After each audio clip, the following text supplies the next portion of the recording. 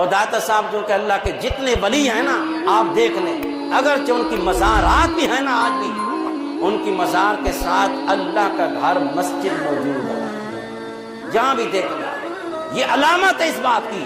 وہ کہتے ہیں کہ ہم اپنی پوجا اور عبادت کے لیے تمہیں نہیں بلا رہے، یہ جو ہمارے استانے کے قریب مسجد ہے نا، ہم تمہیں اس مسجد کے قریب کرنے کے لیے بلاتے ہیں۔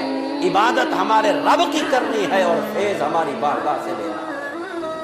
اور وہی داتا صاحب نے مسجد تعمیر کرے، وہاں کے علماء کو کچھ اختلاف ہو گیا کہ مسجد کا جو محراب ہے تھوڑا سا ترچھا ہو گیا، قبلے کی سمت سے تھوڑا ہٹ گیا، لہذا داتا صاحب کی خدمت میں آئے، کہنے لگے حضرت اس کو تھوڑا سیدھا کر دیں۔ آپ نے چلے آ جائیں، عصر کی نماز ہمارے پیچھے پڑھیں، تو عصر کی نماز کے بعد مشورہ کریں گے کہ اس مسجد کا محراب کیسے سیدھا کریں۔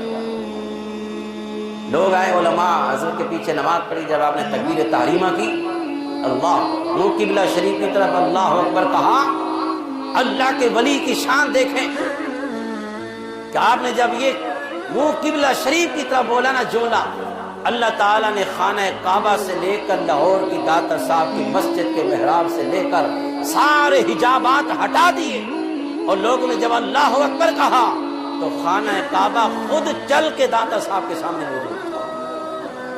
اور آپ کہیں گے کیسے تھا؟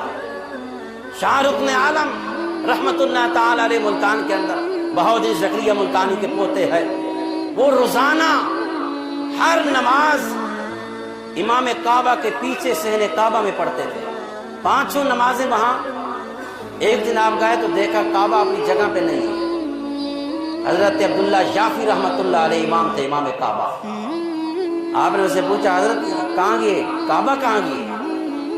اندر کی نگاہ سے دیکھ رہے تھے، ہم تو اس نگاہوں سے دیکھتے اس کا پتہ نہیں ہے کہاں پہ وہ، ان نگاہوں سے دیکھ دیکھ کے اس کو ختم کر دیا ہے۔